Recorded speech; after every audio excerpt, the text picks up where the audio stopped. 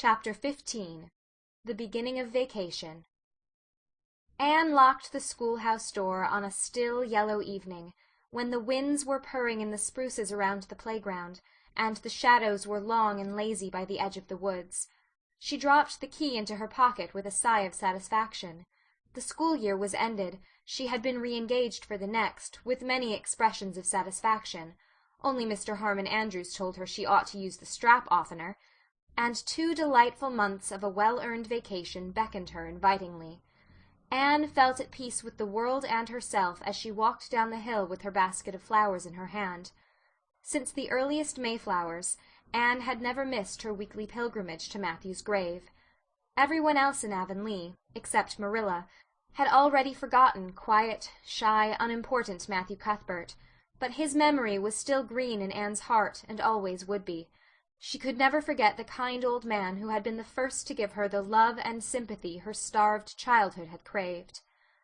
At the foot of the hill, a boy was sitting on the fence in the shadow of the spruces, a boy with big, dreamy eyes and a beautiful, sensitive face. He swung down and joined Anne, smiling, but there were traces of tears on his cheeks. "I thought I'd wait for you, teacher, because I knew you were going to the graveyard," he said, slipping his hand into hers. "I'm going there, too. I'm taking this bouquet of geraniums to put on Grandpa Irving's grave for Grandma. And look, teacher, I'm going to put this bunch of white roses beside Grandpa's grave in memory of my little mother, because I can't go to her grave to put it there. But don't you think she'll know about it, just the same?" "Yes, I am sure she will, Paul." "You see, teacher, it's just 3 years today since my little mother died.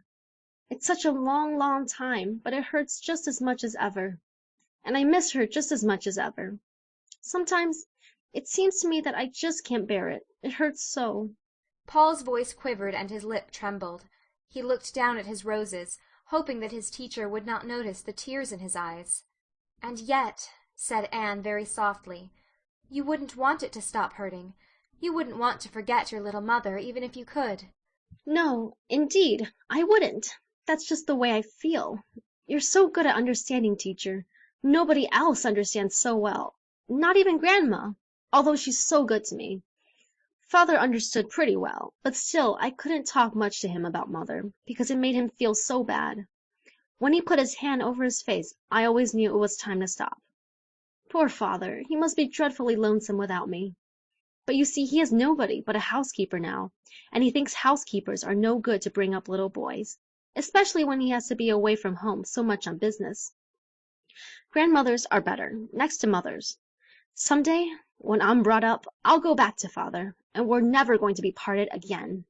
Paul had talked so much to Anne about his mother and father that she felt as if she had known them.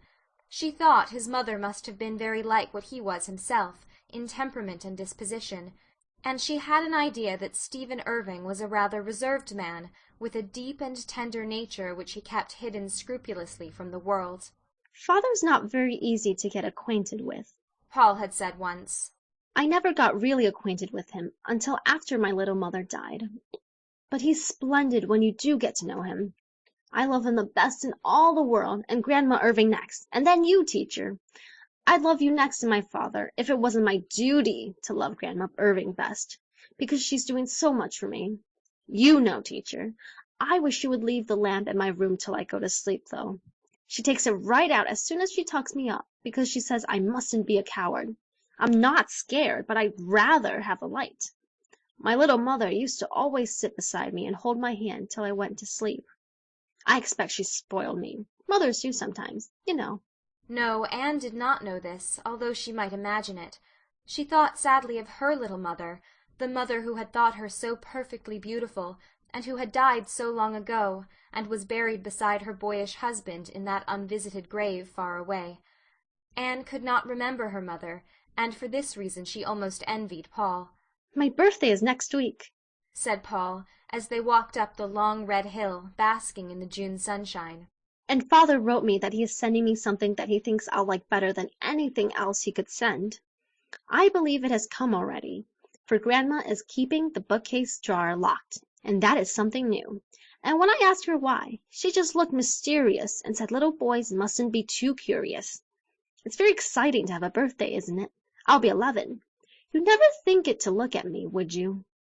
Grandma says I'm very small for my age, and that it's all because I don't eat enough porridge.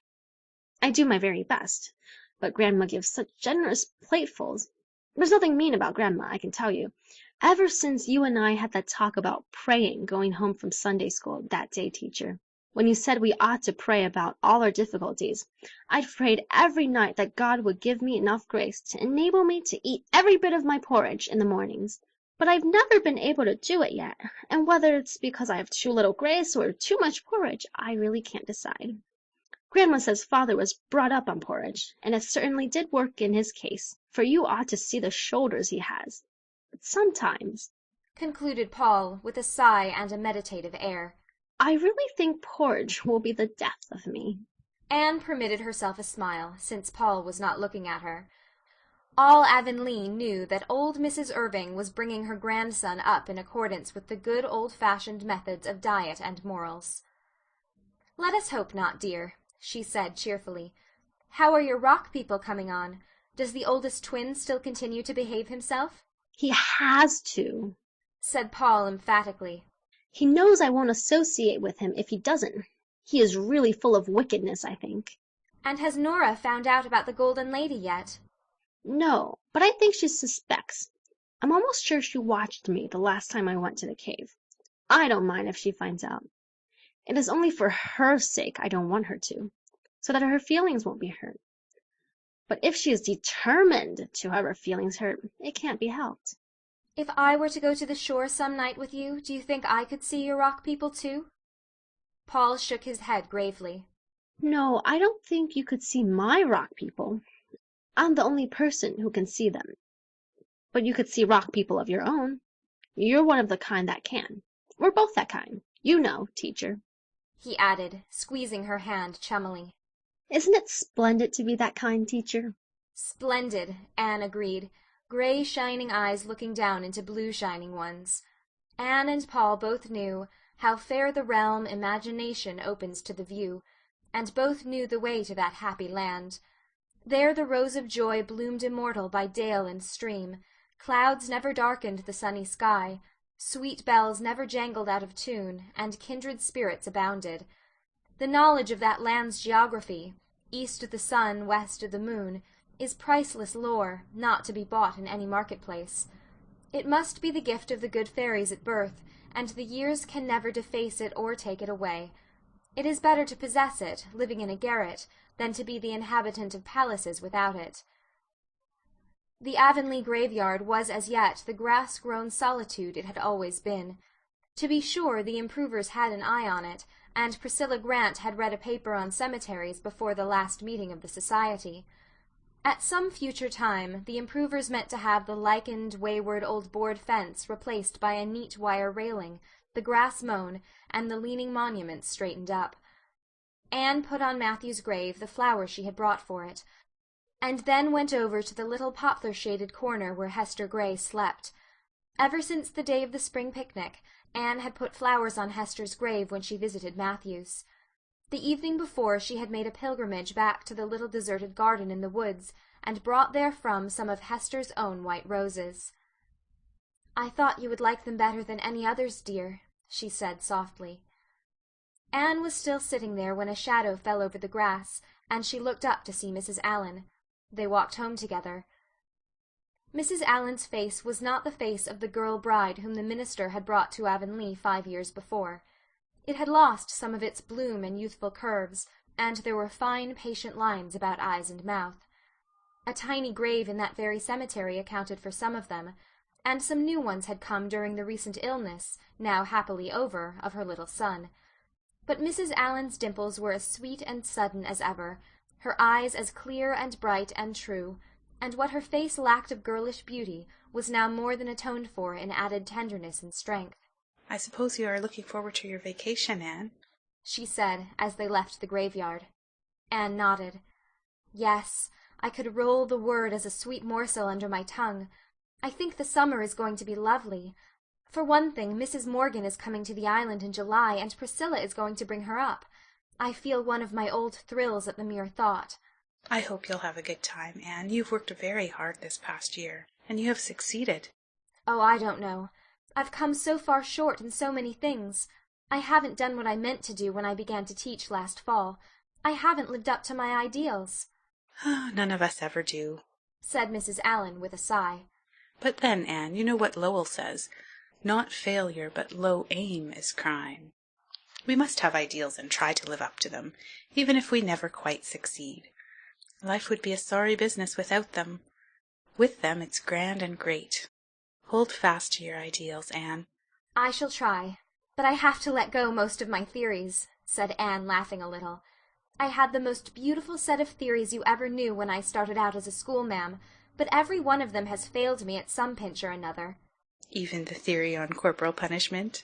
teased Mrs. Allan. But Anne flushed. "I shall never forgive myself for whipping Anthony." Nonsense, dear, he deserved it. And it agreed with him. You have had no trouble with him since, and he has come to think there's nobody like you.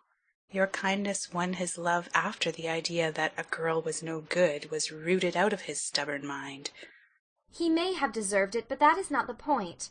If I had calmly and deliberately decided to whip him because I thought it a just punishment for him, I would not feel over it as I do.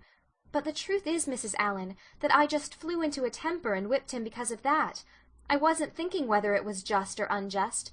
Even if he hadn't deserved it, I'd have done it just the same. That is what humiliates me." Well, we all make mistakes, dear, so just put it behind you. We should regret our mistakes and learn from them, but never carry them forward into the future with us. There goes Gilbert Blythe on his wheel. Home for his vacation, too, I suppose. How are you and he getting on with your studies? "Pretty well. We plan to finish the Virgil tonight. There are only 20 lines to do. Then we are not going to study any more until September." Do you think you will ever get to college? "Oh, I don't know."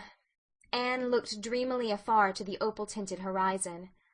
"Marilla's eyes will never be much better than they are now, although we are so thankful to think that they will not get worse. And then there are the twins. Somehow I don't believe their uncle will ever really send for them.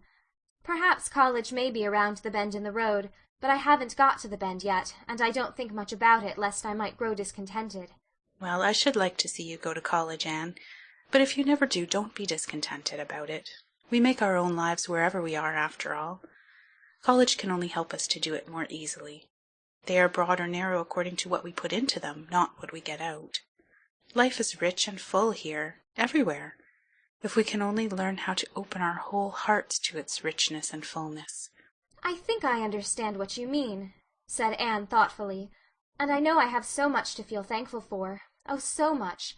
My work, and Paul Irving, and the dear twins, and all my friends. Do you know, Mrs. Allan, I'm so thankful for friendship. It beautifies life so much." True friendship is a very helpful thing indeed, said Mrs. Allan. And we should have a very high ideal of it. Never sully it by any failure in truth and sincerity. I fear the name of friendship is often degraded to a kind of intimacy that has nothing of real friendship in it. Yes, like Gertie Pye's and Julia Bell's. They are very intimate and go everywhere together. But Gertie is always saying nasty things of Julia behind her back, and everybody thinks she is jealous of her because she is always so pleased when anybody criticizes Julia. I think it is desecration to call that friendship. If we have friends, we should look only for the best in them, and give them the best that is in us, don't you think? Then friendship would be the most beautiful thing in the world. Friendship is very beautiful, smiled Mrs. Allan. But some day... Then she paused abruptly.